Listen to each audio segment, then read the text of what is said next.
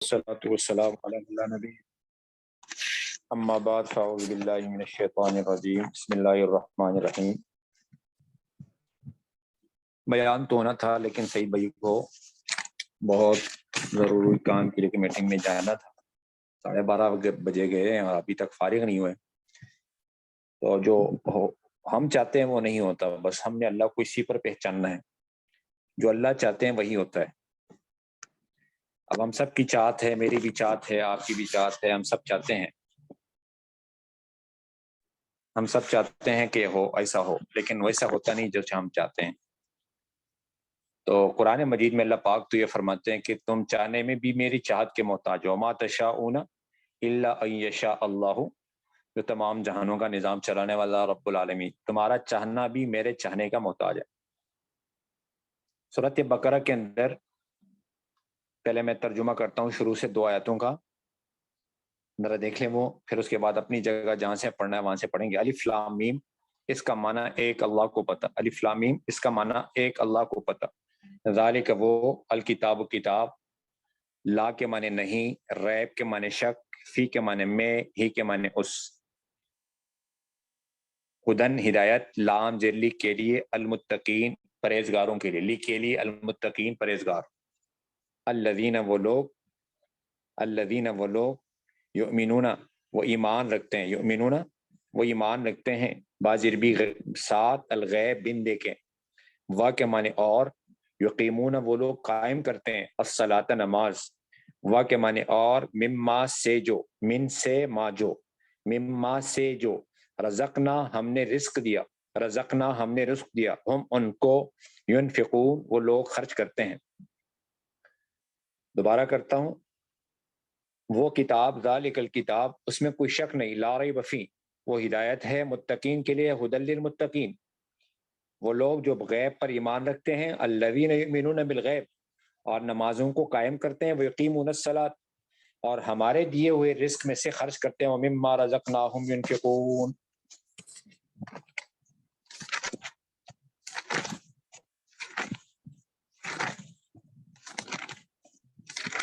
سورۃ بقرہ آیت نمبر 49 سے چل رہا تھا کہ اللہ پاک نے بنی اسرائیل پر کیا کیا انعامات کیے، اس کی تفصیل یہاں سے شروع تھی۔ اس آیت کا ترجمہ میں دوبارہ کرتا ہوں، اس دن ہمارا سبق درمیان میں رہ گیا تھا۔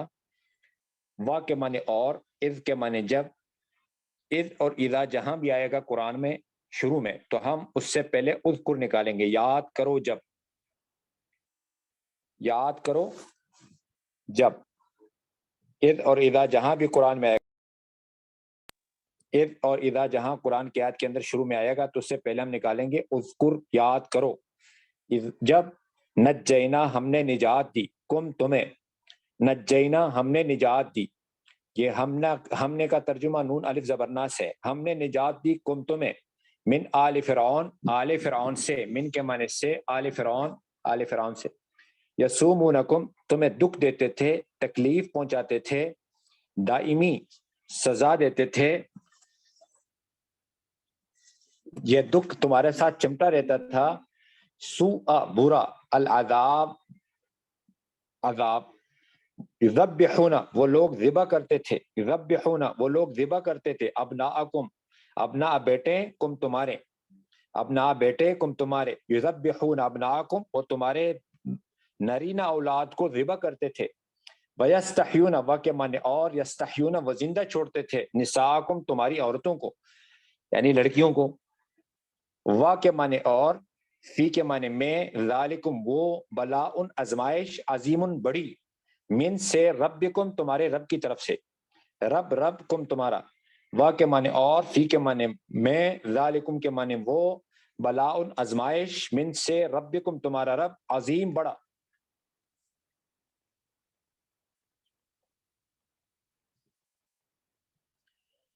میں نے بتایا تھا کہ موسیٰ علیہ السلام کے قصے کو اللہ پاک نے قرآن مجید کے اندر تقریباً 28 پاروں کے اندر ذکر فرمایا، 28 پاروں کے اندر۔ موسیٰ علیہ السلام کا قصہ جتنا تکرار ہے اس قصے کا، کسی اور نبی کے قصے کو اللہ پاک نے قرآن میں اتنا مکرر ذکر نہیں فرمایا۔ اور بات یہاں پر چل رہی تھی پچھلے درس کے اندر جہاں سگنل ڈراپ ہونے کی وجہ سے کچھ آئی ڈی بھی خراب ہو گئی تھی. تو کہ موسیٰ علیہ السلام کا قصے کا تکرار اتنا کیوں ہے, بنی اسرائیل کے قصوں کا تکرار اتنا کیوں ہے؟ دو سوالات ہیں. موسیٰ علیہ السلام کے قصے سے اللہ پاک یہ بتانا چاہتے ہیں کہ تبلیغ اور دعوت صرف کافروں کے لیے نہیں, ایمان والوں کے لیے بھی ہے. دعوت اور تبلیغ صرف کافروں کے لیے نہیں, ایمان والوں کے لیے بھی. اس لیے کہ اللہ قرآن میں فرما رہے ہیں کہ قرآن سے فائدہ ہر انسان کو نہیں, ہدایت تو ساری انسانیت کے لیے, ہدی للناس, لیکن قرآن کے شروع میں جو ابھی ہم نے آیت پڑھی, اس سے فائدہ تقوی والے اٹھائیں گے. ہدی للمتقین, قرآن میں جگہ جگہ ہے. ہدی و موعظۃ للمتقین, قرآن ہدایت اور نصیحت ہے تقوی والوں کے لیے. کیوں؟ اس سے فائدہ اٹھانے والے وہی لوگ ہو سکتے ہیں جو تقوی والے ہوں, ہر آدمی سے فائدہ اٹھانے والا نہیں ہوتا. تو وذکر فإن الذکریٰ تنفع المؤمنین, آپ ایمان والوں کو نصیحت کریں, ایمان والوں کو نصیحت فائدہ دیتا ہے. تو قرآن میں اللہ پاک فرما رہے ہیں.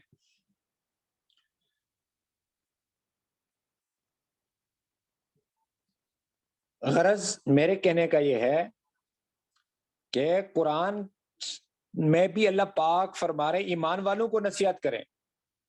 ایک اور جگہ حرض المؤمنین, ایمان والوں کو ترغیب دے. لا تکلف الا نفسک وحرض المؤمنین, ایمان والوں کو ترغیب دے. ایمان والوں کو اللہ ترغیب دے رہے, یا ایھا الذین آمنوا هل ادلکم علی تجارۃ قل یا عبادی الذین, مجھے اور آپ کو خطاب کر کے, ہر مومن کو مخاطب ہے اللہ پاک, ہر مومن سے خطاب کر رہے ہیں. تو ایک تو موسیٰ علیہ السلام ایک وقت میں فرعون کو بھی دعوت دے رہے ایمان اسلام کی. ایمان والے جو بنی اسرائیل انبیاء کی اولاد ہے, بدعملیوں کی وجہ سے فرعون کے ظلم کے تحت میں, ظلم کی بٹی میں جل رہے ہیں, ان سے کہہ رہے ہیں کہ تم اللہ سے مدد حاصل کرنے کے ذرائع کو اختیار کر لو. اللہ سے, یا قوم استعینوا باللہ, ایک اللہ سے مدد لو. اور اس کا ذریعہ کیا ہے بتایا, اس نمبر 1 صبر ہے. وَاصْبِرُوا, زمین کا وارث اللہ ہے. ان الارض للہ, زمین سارا اللہ کا, اللہ جس سے چاہے وارث بنا دے. یورثھا من یشاء, اور توکل والی زندگی بناؤ. توکل کا مطلب کیا ہوتا ہے؟ سب سے ناتا توڑ بابا, رب سے ناتا جوڑ بابا. جب دل مخلوق سے کٹ جاتا ہے, اللہ کے ساتھ جڑ جاتا ہے, الانقطاع عن الخلق والتمسک بالحق, اس کا نام توکل ہے. توکل کا مطلب دل کا بھروسہ, دل کا اعتماد, دل کا سہارا کون ہے؟ اور قرآن مجید میں اللہ پاک فرماتے ہیں کہ موسیٰ علیہ السلام نے ان سے کہا توکل والی زندگی بناؤ. وعلی اللہ فتوکلوا ان کنتم مسلمین, ان کنتم مؤمنین. اور قرآن میں اللہ پاک فرماتے ہیں جو اللہ پر بھروسہ کرتا ہے اللہ اس کے لیے کافی ہو جاتا ہے. ومن یتوکل علی اللہ فہو حسبہ, فرمایا بھروسہ کرنے والے تو اللہ ہی پر بھروسہ کرتے ہیں. وعلی اللہ فلیتوکل المتوکلون, ایک جگہ فرمایا قرآن میں کہ ایمان والے تو اللہ ہی پر بھروسہ کرتے ہیں. وعلی اللہ فلیتوکل المؤمنون. اور ایک جگہ قرآن میں فرمایا اس زندہ پر جس سے کبھی موت نہیں آتی, حی ذات ہے اللہ کی ذات, اس پر توکل کرو. وتوکل علی الحی الذی لا یموت, کیونکہ بندے کے لیے اللہ ہی کافی ہے. قرآن میں اللہ پاک فرما رہے ہیں کیا بندہ میں تیرے لیے کافی نہیں؟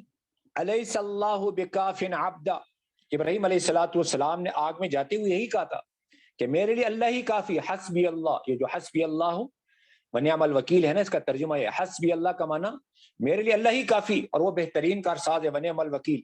صحابہ نے بھی غزوہ حمراء الاسد کے اندر فرمایا, جب لوگوں نے کہا الذین قال لهم الناس, سارے لوگ اکٹھے ہو گئے تمہیں کھا جائیں گے, ان الناس قد جمعوا لکم, تم ان سے ڈرو, فخشوہم, تو صحابہ کے ایمان میں اضافہ ہوا, فزادہم ایمان, اور وہ کہنے لگے وقالو ہمارے لیے تو اللہ ہی کافی, حسبنا اللہ, اور وہ بہترین کارساز ہے ونعم الوکیل. اور قرآن مجید کے اندر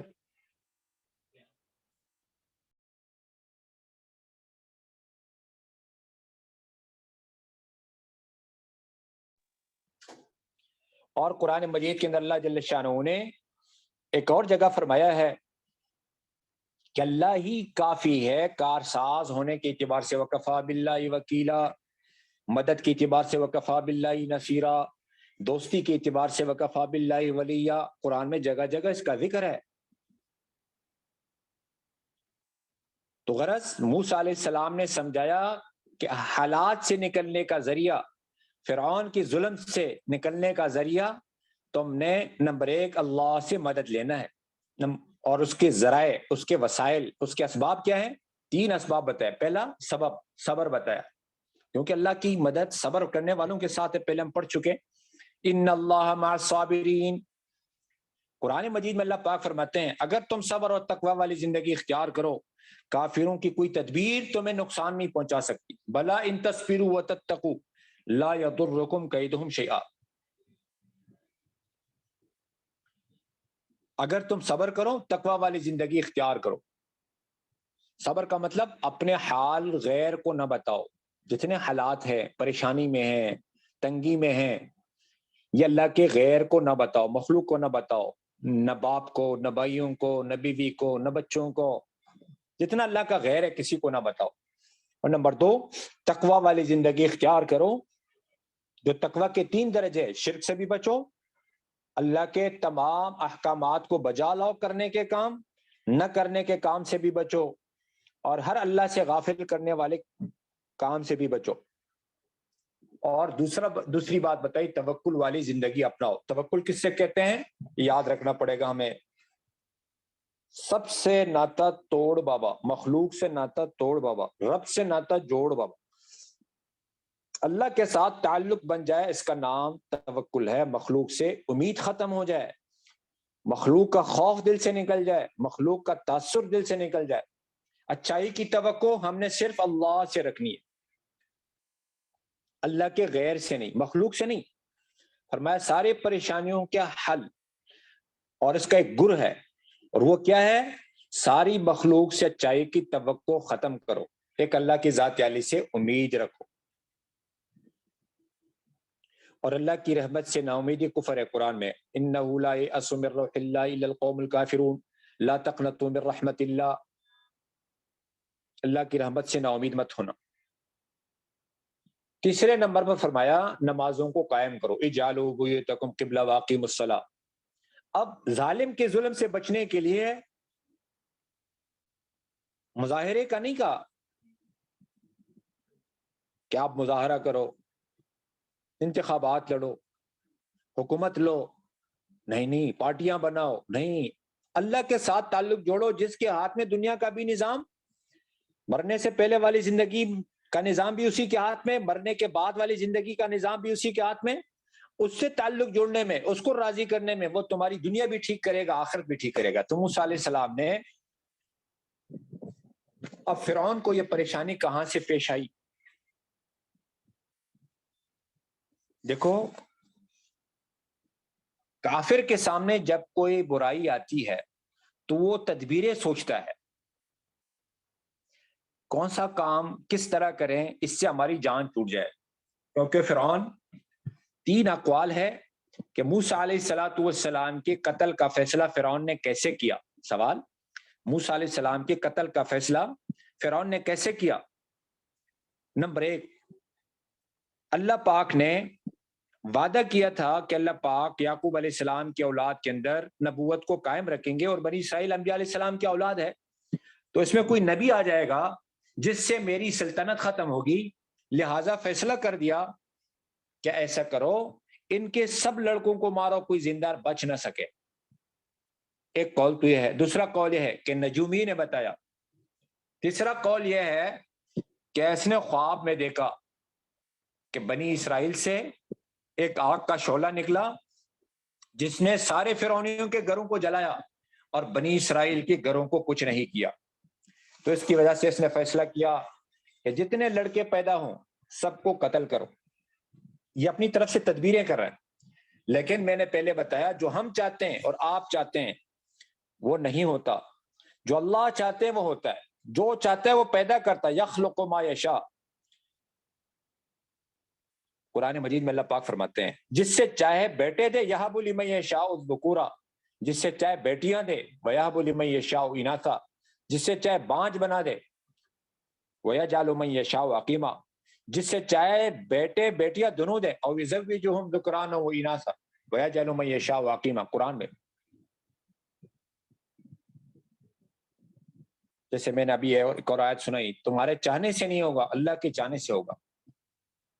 حضور صلی اللہ علیہ وسلم باوجود ہے کہ اللہ کے بہت لاڈلے اور حبیب اللہ ہے، وجہ کائنات ہے، لیکن حضور صلی اللہ علیہ وسلم نے چاہا میں ہدایت دوں، ہدایت مل جائے اپنے چاچا جان کو. اللہ نے قرآن کی آیت اتاری، اے نبی جی جس سے آپ چاہیں ہدایت دیں اس سے ہدایت نہیں ملے گی.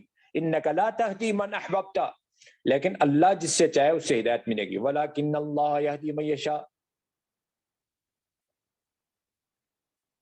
جس سے چاہے ہدایت دے، جس سے چاہے گمراہ کرے. فرمایا جس سے اللہ گمراہ کرے اس سے کوئی ہدایت نہیں دے سکتا. ومن یضلل اللہ فلا ہادی له، جس کو اللہ ذلیل کرے، اللہ قرآن فرما رہے اس سے کوئی عزت نہیں دے سکتا. ومن یہن اللہ فما له من مکرم. تو ساری نظام جس کے ہاتھ میں ہے، اس نے فیصلہ کیا کہ اس بچے نے پیدا ہونا ہے، اور اس نے فیصلہ کیا کہ اس بچے نے فرعون کے گھر میں پھلنا ہے.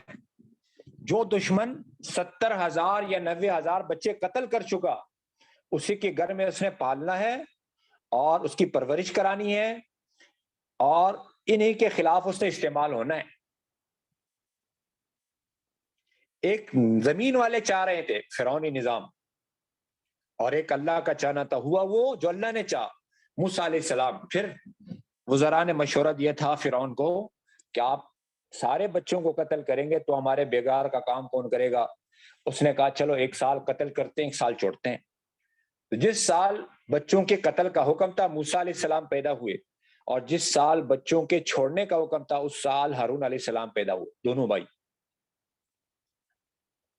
اب موسیٰ علیہ السلام کی ولادت ہونے کے بعد اللہ نے قرآن کی ترتیب ایسی نہیں ہے جیسے عام کہانیوں کی کتابیں ہوتی ہے کہ شروع سے لے کر آخر تک اینڈ تک چلا جائے، نہیں. اور قرآن ایک ایسی تاریخ ہے جس سے اللہ نے پہلے لکھا اور بعد میں ویسے کر کے دکھایا. باقی تاریخوں میں کیا ہوتا ہے کہ پہلے واقعہ ہوتا ہے پھر مورخ لکھتا ہے. قرآن ایسا نہیں، قرآن اللہ نے پہلے لکھا پھر ویسے کر کے دکھایا. غرض اب موسیٰ علیہ السلام کی ولادت ہونے کے بعد اللہ نے قرآن میں فرمایا کہ ہم نے موسیٰ علیہ السلام کی ماں کی طرف وحی بھیجی. وَأَوْحَيْنَا إِلَىٰ أُمِّ مُوسَىٰ، دودھ پلاتی رہنا. ان ارضعیہ، جب تجھے ڈر لگے فَإِذَا خِفْتِ عَلَيْهِ، تو اس کو سمندر میں ڈالنا. فَالْقِي فِي الْيَمِّ، ایک اور آیت کے اندر فَالْقِي فِي التَّابُوتِ، تابوت میں، صندوق میں ڈالنا. اب آپ بتائیں کہ کیا کوئی بچہ بند پیٹی میں تابوت میں زندہ رہ سکتا ہے؟ نمبر 2، سمندر میں اگر ڈالیں گے تو انسان ڈوب جائے گا. تو اللہ اپنی قدرت دکھا رہا ہے کہ کرتا میں ہوں، اور میں کرنے میں وسائل، ذرائع، اسباب، ہیلوں کا محتاج نہیں.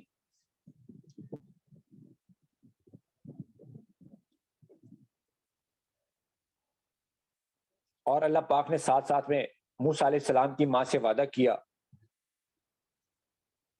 موسیٰ علیہ السلام کی ماں سے وعدہ کیا فَإِذَا خِفْتِ عَلَيْهِ فَالْقِي فِي الْيَمِّ فَلْيُلْقِ الْيَمُّ بِالسَّاحِلِ. فرمایا پھر کہاں جائے گا، ساری باتیں بھی بتائیں. یہ ایک ساحل پہ چلا جائے گا اور میرا دشمن اس کا دشمن اس سے لے لے گا، یا خود عدو لی وعدو اللہ سے لے لے گا. اور پھر فرمایا ہم دوبارہ یہ تمہارے پاس لوٹائیں گے. اِنَّا رَادُّوهُ إِلَيْكِ، اور اس کو ہم رسول بنائیں گے. وَجَاعِلُوهُ مِنَ الْمُرْسَلِينَ. یہ ابھی کچھ ہوا نہیں. اب موسیٰ علیہ السلام کی ماں نے تابوت میں ڈالا، تابوت کو سمندر میں پھینکا. موسیٰ علیہ السلام زندہ ہے، ڈبو بھی دے رہے، کشتی کی طرح تیر رہا ہے. موسیٰ علیہ السلام کی ماں نے موسیٰ علیہ السلام کی بہن سے کہا ذرا دیکھتی رہنا، اس کی پیچھے پیچھے جانا. وقالت لأختہ قصیہ، کیا معاملہ ہوتا ہے. اب آسیہ علیہ السلام جو فرعون کی بیوی تھی، وہ اور فرعون دونوں سمندر پہ نکلے.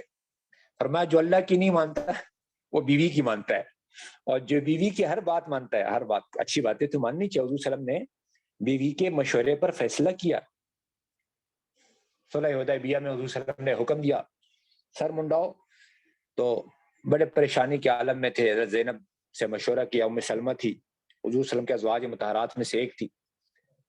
تو بولا کیا کروں؟ بولا یا رسول اللہ آپ خود پہلے منڈوائیں تو یہ سب منڈوا دیں گے.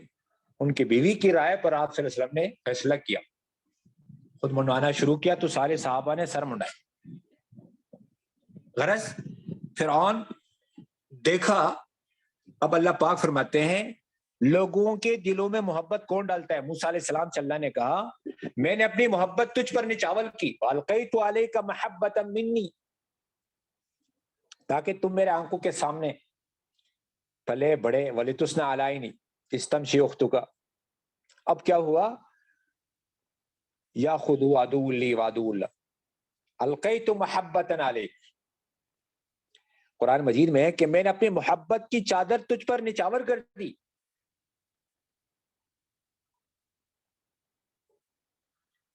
فرعون نے دیکھتے ہی کہا ھذا عدو لی,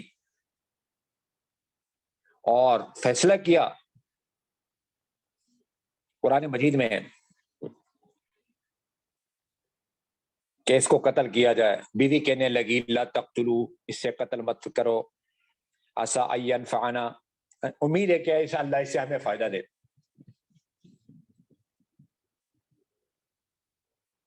او نتخذہ ولدا, یا ہم سے اپنا بیٹا بنا لے.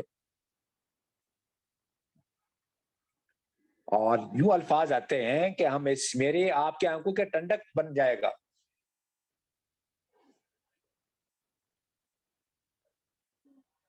یعنی اللہ پاک نے ان کے دل میں اس کی محبت ڈال دی. تو فرعون بیوی کی بات مان کر کے گیا. تو پورا قصہ قرآن مجید میں جگہ جگہ آئے گا. غرض موسیٰ علیہ السلام محنت کرتے گئے. پورا قصہ سناؤں گا تو سارا سبق آج کے اس کے اندر گزر جائے گا. آگے جو جو آتا جائے گا میں اس کے ساتھ ساتھ آپ کو بتاتا جاؤں گا. آگے پورا واقعہ اس کی پوری تفصیل ہے. اس تفصیل کے اندر یہ بھی ہے کہ اللہ پاک نے سارے دودھ پلانے والی مائیں جتنی بلائی گئی ان سب کے دودھ کو موسیٰ علیہ السلام پر حرام کر دیا. وَحَرَّمْنَا عَلَيْهِ الْمَرَاضِعَ مِنْ قَبْلُ, ان کی بہن نے آ کر کے بتایا میں ایک اچھے گھر والوں کو جانتی ہوں. فقالت هل ادلکم علی اہل بیت, جو اس کی کفالت کرے گا, یکفلونہ, اور اس کے خیر خواہ بھی, وہم لہ ناصحون. تو ماں کو بلایا. پھر اللہ پاک فرماتے ہیں فرددنا الی امہ کی تقر عینہا, ہم نے واپس آپ کو اپنے گھر کی طرف لوٹایا تاکہ آپ کی ماں کی آنکھیں ٹھنڈی ہو جائے اور یہ ہو تاکہ وہ جان لے آپ کی ماں ولتعلم کہ اللہ کا وعدہ حق ہے. ان وعد اللہ حق, کہ اللہ نے جو وعدے کیے قرآن میں, وعدے کا مطلب کمٹمنٹ, جو اللہ نے ہمارے ساتھ کیے وہ پکے سچے ہیں. جگہ جگہ قرآن میں یا ایھا الناس ان وعد اللہ حق. موسیٰ علیہ السلام کی ماں کو لوٹا کر اللہ کہہ رہے ہیں تاکہ اسے معلوم ہو کہ اللہ کے وعدے حق ہے. لیکن ایمان بالغیب جس کا ہوگا, جس کا پہلے میں تذکرہ کر چکے اور آج ترجمے بھی آیا کہ 3 چیزوں کے خلاف اللہ رسول کی بات کو ماننی پڑے گی, ماننا ہوگا. 3 چیزوں کے خلاف چلنا پڑے گا ساری زندگی. عقل کے خلاف, تجربے کے خلاف, اپنے نظر کے خلاف. عقل کے خلاف, اپنے آنکھوں کے دیکھنے کے خلاف, اور اپنے تجربے کے خلاف.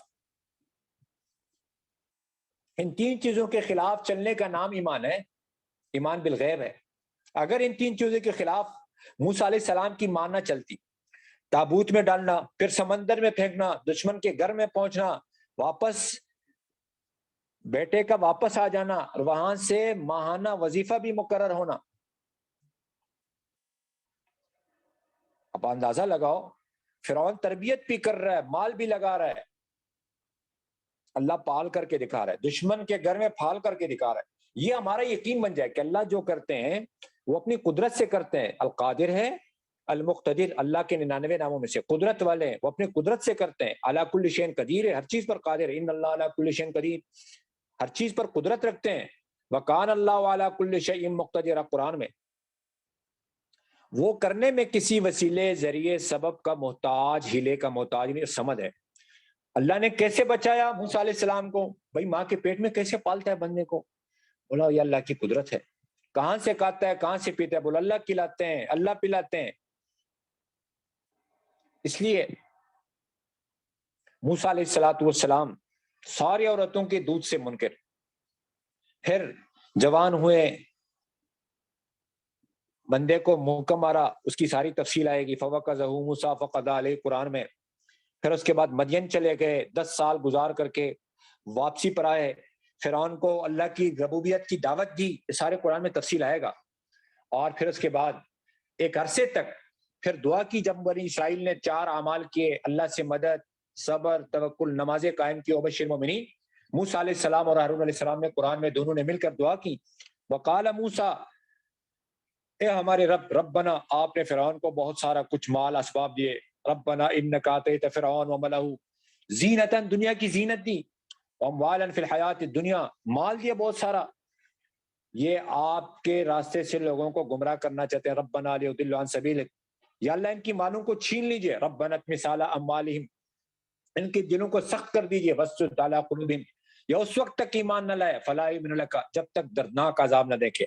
حتی یروا العذاب العلیم، فرمایا تم دونوں کی دعا قبول ہے. قرآن میں اللہ پاک فرماتے ہیں قال قد اجیبت دعوتکما، لگے رہو، فاستقیما، لگے رہو، کام کرتے رہو. کیا مطلب؟ فرمایا 40 سال اس دعا کے قبول ہونے کے بعد، 40 سال گزر گئے. تفسیر بیضاوی میں لکھا 40 سال گزر گئے، اس کے بعد اللہ نے فرعون سے نجات دی. ہم لوگ کہتے پتہ نہیں دعا قبول ہے نہیں قبول ہے. فرمایا اس کی دعا قبول نہیں ہوتی. حدیث میں ہے حضور صلی اللہ علیہ وسلم نے ارشاد فرمایا جو یہ کہتا ہو یا یہ کہتی ہو کہ میں نے بہت مانگا نتیجہ نہیں آیا، دعا کب تک قبول ہوتی ہے؟ فرمایا جب تک مانگتے رہے. موسیٰ علیہ السلام، ہارون علیہ السلام جیسے اولو العزم پیغمبر، موسیٰ علیہ السلام جیسے اولو العزم پیغمبر سے اللہ پاک فرما رہے ہیں دعا قبول ہے، کام کرتے رہو. کیا مطلب؟ 40 سال گزر گئے، اس کے بعد نجات ملی. ہمیں تو جلدی بہت ہوتی ہے، بس آنن فانن ہمارا سارا کام ہونا چاہیے، آج کی تاریخ میں ہونا چاہیے. ایسا نہیں. جیسے کہتے ہیں نا اللہ کے دہاں دیر ہے اندیر نہیں. تو موسیٰ علیہ السلام نے دعوت ملنے کے بعد اللہ پاک کیا فرما رہے وَإِذْ نَجَّيْنَاكُمْ مِنْ آلِ فِرْعَوْنَ، ہم نے پہلا انعام تم پر کیا، آل فرعون سے تمہیں نجات دی. وہ کیا نجات دی؟ وہ کیا عذاب دیتا تھا؟ پہلا عذاب یسومونکم سوء العذاب. اب اس دن میں یہ کہنا چاہ رہا تھا کہ بیٹوں کو قتل کر کے بیٹیوں کو چھوڑنے میں کئی قباحتیں ہیں، کئی قباحتیں ہیں. کیونکہ آپ صلی اللہ علیہ وسلم کے زمانے میں جب کسی کو بیٹی کی خوشخبری سنائی جاتی تھی تو اس کا منہ کالا ہو جاتا تھا. قرآن مجید میں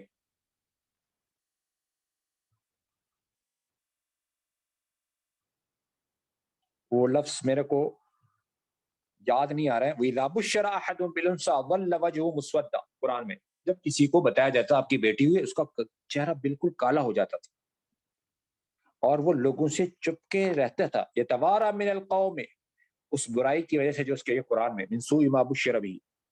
اسی وجہ سے اللہ پاک نے قرآن میں بتایا کہ ان بیٹیوں کے بارے میں سوال ہوگا جن کو زندہ درگور کیا گیا. وَإِذَا الْمَوْءُودَةُ سُئِلَتْ بِأَيِّ ذَنبٍ قُتِلَتْ.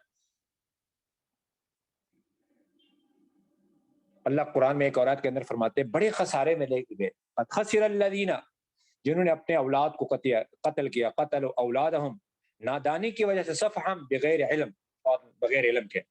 اور جو اللہ نے ان کو رزق دینا تھا، کیونکہ رزق اولاد یہ بھی رزق میں داخل ہے، بچے بھی رزق میں داخل ہے، صحت بھی رزق میں ہے، خوشی بھی رزق میں ہے. رزق صرف کھانے پینے کا نام نہیں. فرمایا اللہ کے دیے ہوئے روزی کو انہوں نے حرام کر دیا. وحرموا ما رزقهم اللہ، اللہ پر جھوٹ باندھتے ہو. افتراء علی اللہ. مشرکین مکہ اس بات سے بھی ڈرتے تھے کہ زیادہ بچے ہوں گے تو کہاں سے کھلائیں گے، کیونکہ ہم نے کھلانے والا اپنے آپ کو سمجھا، رازق اپنے آپ کو سمجھا، رب پالنے والا اپنے آپ کو سمجھا. اللہ بھی رب ہے، ہم بھی تو کچھ کرتے ہیں نا، ہم بھی تو پالتے ہیں بچوں کو. تو میں ہی پالتی ہوں، میں ہی پالتا ہوں. باپ کہتا ہے میں پالتا ہوں، ماں کہتی ہے میں پالتا ہوں. سبحان اللہ. یعنی رب ہے. عربی زبان میں پالنے والے کو رب کہتے ہیں.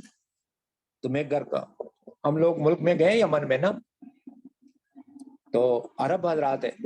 بولا آپ کتنے مہینے کے لیے؟ ہم نے بولا ہم 7 مہینے کے لیے گھروں سے نکلے. بولا اچھا. بولا آپ یہ بتائیں کہ آپ کے گھر کا نظام کون چلائے گا؟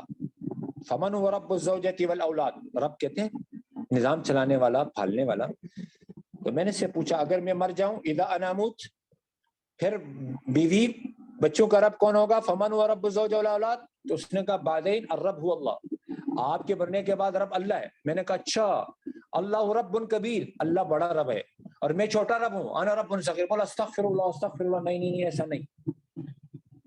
میں نے کہا اور کیا؟ آپ کے باتوں کا مطلب یہ ہے کہ گھر کا نظام میں چلا رہا ہوں، کھلانے والا میں ہوں. قرآن میں اللہ کہہ رہے ہیں کھلانے والا میں ہوں، اور ہم کیا کہتے ہیں؟ نہیں ہم، وہ تو ہم ہیں. سورۃ قریش میں لإلاف قریش إلافهم رحلة الشتاء والصيف، اس رب کی عبادت کرو. فلیعبدوا رب هذا البیت، کون سا رب؟ جو انہیں کھلاتا ہے. الذی اطعمهم، قرآن میں ہے کہ اللہ کھلاتا ہے خود کھانے سے پاک. وہ یطعم ولا یطعم. قرآن میں ابراہیم علیہ السلام کی دعوت میں کہ اللہ وہ ذات ہے جو مجھے کھلاتا ہے مجھے پلاتا ہے. والذی هو یطعمنی ویسقین. اور کھانے کے بعد حضور نے دعا کے ذریعے سے سکھایا کہ اللہ ہی کھلاتے ہیں. الحمدللہ الذی اطعمنا، اللہ ہی پلاتے ہیں. وسقانا. تو مشرکین مکہ، دو بچے ہی اچھے، چھوٹا خاندان، زندگی آسان. اللہ نے قرآن میں آیتیں اتاری. 8ویں پارے کے اندر آیت ہے بچوں کو فقر کی وجہ سے، اور بچوں کو 15ویں پارے میں فقر کے ڈر سے قتل مت کرو. لا تقتلوا اولادکم من املاق، تمہارا رازق بھی میں، نحن نرزقکم، بچوں کا رازق بھی میں، وإیاہم. 15ویں پارے کے اندر اپنے بچوں کو فقر فاقے کے ڈر سے قتل مت کرو. لا تقتلوا اولادکم خشیۃ املاق، بچوں کا رازق بھی میں، نحن نرزقہم، تمہارا رازق بھی میں، وإیاکم. بچوں کا رازق بھی اللہ، میرے رازق بھی اللہ، تمہارا رازق بھی اللہ. اب یہ دل مان جائے اس بات کو.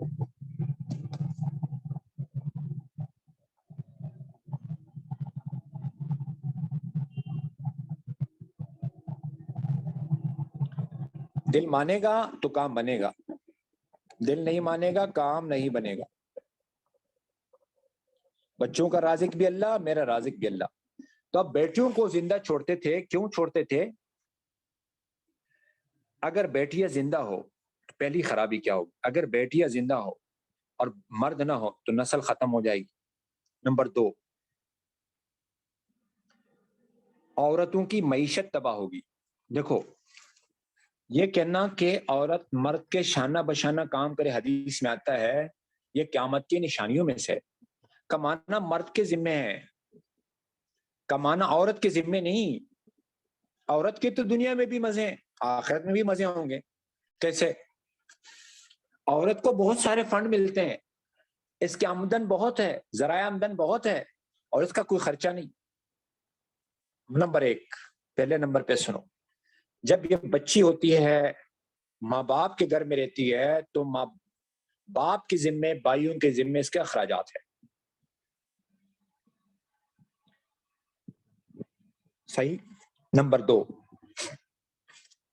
جب اس کا نکاح ہوتا ہے تو مہر اس کو مل جاتا ہے. نمبر 3، مہر ملنے کے بعد، شادی ہونے کے بعد اس کا خرچہ اس کے میاں کے ذمے ہے.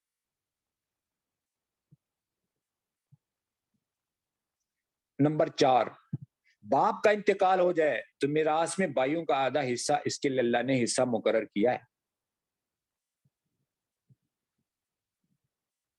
میاں کا انتقال ہو جائے تو اس میں اس کا حصہ، بیٹے کا انتقال ہو جائے اس میں اس کا حصہ. خرچ کہاں کرے گی یہ؟ اپنی ذات کے علاوہ اور کوئی بچوں کے اوپر خرچ کرنا اس کے ذمے نہیں، وہ تو باپ کے ذمے ہے. تو عورتوں کو اللہ نے صرف گھر کے 4 دیواری کے اندر، اللہ پاک نے گھر کے 4 دیواری کے اندر کام کے لیے بنایا. اس میں بھی کچھ چیزیں ایسی ہے جو ہمارے معاشرے میں پتہ نہیں لوگوں کو. کچھ کام ایسے ہیں جو عورتوں کے ذمے نہیں. مثلا ماں باپ کی، شوہر کے ماں باپ کی، یعنی اپنے ساس سسر کی خدمت کرنا اس کے ذمے تو نہیں، یہ اس کی طرف سے ایک احسان ہے اگر وہ کرتی ہے. مفتی شفیع صاحب رحمۃ اللہ علیہ فرماتے تھے ان کی بیوی نے بتایا کسی کو کہ 25 سال کے اندر کبھی بھی مفتی شفیع صاحب رحمۃ اللہ علیہ نے مجھ سے یہ نہیں کہا کہ ایک گلاس پانی دے دیں. وہ بھی بیوی تھی، اللہ نے ان کو عطا فرمائی تھی، بولنے نہیں دیتی تھی، یعنی موقع ہی نہیں دیتا تھا، موقع ہی نہیں دیتی تھی بولنے کی، سارا نظام سمجھتی تھی. تو کچھ چیزیں خدمت کرنا شوہر کی اخلاقاً ہوتی ہے، لیکن عورت کے ذمے گھر کے چار دیواری کے اندر رہ کر قرآن میں وقرن فی بیوتکن، یہ گھر کے چار دیواری کے اندر رہے گی. تو اگر مرد نہ ہو صرف عورتیں ہو جائے تو پھر باہر کی معیشت اس کی تباہ ہوگی، باہر کی معیشت نہیں چلے گی. دوسری خرابی یہ آئے گی کیونکہ عورتیں گھر کے کام کاج کے لیے اور مرد باہر کے کام. سودا لانا عورت کی ذمہ داری نہیں ہے، سودا لانا مرد کی ذمہ داری ہے. لیکن اللہ معاف فرمائے، نظام الٹ ہو چکا ہمارا. نمبر 3، بڑی مشقت کے بعد اگر بچے کا ضیاء ہوتا ہے تو یہ عذاب ہی کی طرح ہے. علماء نے لکھا، تفسیروں میں لکھا، اور ظاہر ہے قرآن میں بھی ہے کہ لوگوں کو بیٹے بیٹیوں سے زیادہ پسند ہوتے ہیں، بیٹے بیٹیوں سے زیادہ پسند ہوتے ہیں. جیسے میں نے آیتیں آپ کو سنائی، یہ نابالغ بچوں کو قتل کرتے تھے. تو اس کو اللہ پاک نے فرمایا وَفِي ذَلِكُمْ بَلَاءٌ مِّن رَبِّكُمْ عَظِيمٌ، یہ بڑی آزمائش تھی. میں نے تمہیں نجات دی، یعنی موسیٰ علیہ السلام نے نجات نہیں دی. نجات دہندہ، حالات سے نکالنے والا ایک اللہ کی ذات ہے. اب اس کو سمجھنا ہوگا. یہ قرآن میں ہے وَإِذْ نَجَّيْنَاكُمْ، ہم نے تمہیں نجات دی. فرعون سے نجات دینے والا کون؟ اللہ ہی ہے. اب اس بات کو بولنا، اس بات کو سمجھنا روزانہ کے اعتبار سے میرے لیے بھی ضروری ہے اور آپ کے لیے ضروری ہے. اور جب، کیونکہ قرآن میں اللہ پاک فرماتے ہیں صرف یہ کہنا کہ میں مومن ہوں کافی نہیں. الف لام میم حسب الناس ان یترکوا ان یقولوا آمنا، حالات آئیں گے، آزمائشیں آئیں گے. وہم لا یفتنون، حالات میں پتہ چلتا ہے کون سچا کون جھوٹا. وَلَقَدْ فَتَنَّا الَّذِينَ مِن قَبْلِهِمْ، پہلے لوگوں کو بھی ہم نے آزمایا. فَلَيَعْلَمَنَّ اللَّهُ الَّذِينَ صَدَقُوا وَلَيَعْلَمَنَّ الْكَاذِبِينَ، جھوٹے ہیں صدقو، سچے کاذبین جھوٹے ہیں، تاکہ ان کا ظاہر ہو جائے. حالات میں پتہ چلتا ہے. قرآن میں ایک اور آیت میں اللہ پاک فرماتے ہیں وَمَا كَانَ اللَّهُ لِيَذَرَ الْمُؤْمِنِينَ عَلَىٰ مَا أَنتُمْ عَلَيْهِ، تم جس حال میں اس حال میں اللہ پاک ایمان والوں کو نہیں چھوڑیں گے. برے اچھے کو اللہ پاک الگ کریں گے. لِيَمِيزَ اللَّهُ الْخَبِيثَ مِنَ الطَّيِّبِ، میرے اور آپ کی کیا حیثیت ہے؟ اللہ قرآن میں فرما رہے ہیں موسیٰ علیہ السلام سے ہم نے تمہیں بڑا آزمایا. 16ویں پارے کے اندر ہے وَفَتَنَّاكَ فُتُونًا، ابراہیم علیہ السلام سے اللہ کہہ رہے ہیں ہم نے تمہیں آزمایا. وَإِذِ ابْتَلَىٰ إِبْرَاهِيمَ رَبُّهُ بِكَلِمَاتٍ،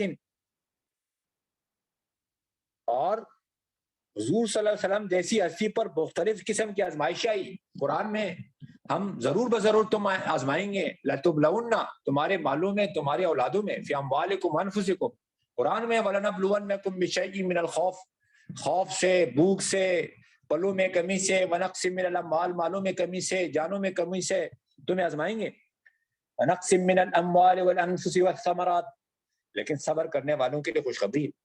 خیر اور شر کے حالات سے ہم تمہیں آزمائیں گے. وَنَبْلُوكُم بِالْخَيْرِ وَالشَّرِّ فِتْنَةً، اچھے اور برے حالات سے ہم تمہیں آزمائیں گے. وَبَلَوْنَاهُم بِالْحَسَنَاتِ، تاکہ تم رجوع کرو. لَعَلَّهُمْ يَرْجِعُونَ. غرض یہ ہے کہ حالات آئیں گے. حالات میں کیا کرنا ہوتا ہے؟ حالات کو مخلوق سے منسوب نہیں کرنا کہ ہمارے پر جو برے حالات ہیں یہ حکومت کی وجہ سے. نہیں، ہرگز نہیں. حکومت والوں کے ہاتھ میں اپنی زندگی کا بننا نہیں تو ہماری کیا زندگی بنائیں گے. حکومت سے بولنے کو کہنا یہی شرک ہے، مخلوق سے بولنے کو بولنا یہی شرک ہے. اللہ سے ہونے کو بولنا، اللہ سے ہونے کو سمجھنا، اللہ سے ہونے کو سمجھانا، یہی ہمارا کام ہے. دنیا کا نظام کس کے ہاتھ میں؟ ایک اللہ کے ہاتھ میں. تو اس لیے حالات تو آئیں گے. حالات یہ یہودیوں کو سمجھایا جا رہا ہے. موسیٰ علیہ السلام کمزور، لاچار، بچوں کو آپ کے سامنے ذبح کیا جا رہا ہو، بیٹیوں کو چھوڑا جا رہا ہو، ان سے بیگار کا کام لیا جا رہا ہو اور آپ کچھ کہہ نہ پائیں، کتنے کمزوری ہوگی. تو یہ مشرکین مکہ یہودیوں کو، مدینہ کے یہودیوں کو سمجھایا جا رہا ہے صحابہ کی اس خستہ حالی سے کہیں غلط سوچ میں نہ پڑنا، غلط گمان نہ کرنا. وہ بھی اس خستہ حالت میں تھے، اللہ نے نجات دی. آج یہ بھی اس حال میں اللہ نجات دیں گے، اور ایسا ہی ہوا. مسلمان پر ہر حال میں دو حالتیں آتی، ایک مکی دور ہے اور ایک مدنی دور ہے. ایک مکی دور ہے، ایک مدنی دور ہے. مکی دور بھی آئیں گے، مدنی دور بھی آئے گا. مکی دور میں حالات ہی حالات ہیں، اور مدنی دور اللہ دکھاتے ہیں حکومتیں ہی حکومتیں. تو آج اتنا ہی کافی انشاءاللہ. وفی ذالکم بلاء من ربی، بڑی آزمائش سے اللہ نے تمہیں نجات دی. تو موسیٰ علیہ السلام کے ذریعے، دعوت کے ذریعے ان کو اعمال پر لا کر نجات ملی. آج بھی اگر ہم ان حالات سے نکلنا چاہتے ہیں تو اس کا ایک ہی راستہ، ایک ہی ذریعہ اور ایک ہی وسیلہ ہے، وہ ہے اعمال محمدی صلی اللہ علیہ وسلم، آپ صلی اللہ علیہ وسلم کی سنتیں اور 100% دین پر چلنا. اس لیے جو 100% دین پر چلتا ہے اس پر رحمتوں کی برساتیں ہوگی، اور جو 100% دین پر نہیں چلتا، جس بھی دین پر چلتا ہے اس پر مصیبتوں کی برسات ہوگی. اللہ پاک جو کچھ پڑھا سنا اس پر عمل کرنے کی توفیق عطا فرمائے. ابھی تقریباً 18 منٹ ہے، ذرا اپنا درس عربی کر لیتے اللہ نے چاہا.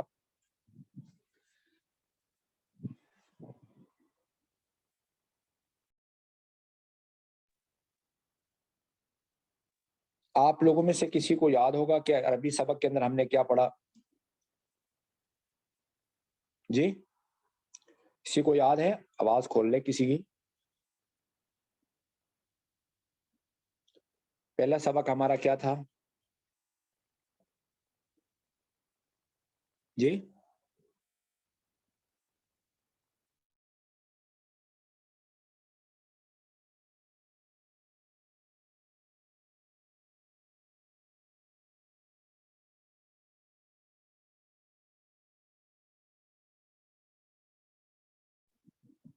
دوبارہ کرا. تو کسی کو یاد ہے کہ پہلا سبق میں ہم نے کیا پڑھا تھا؟ جی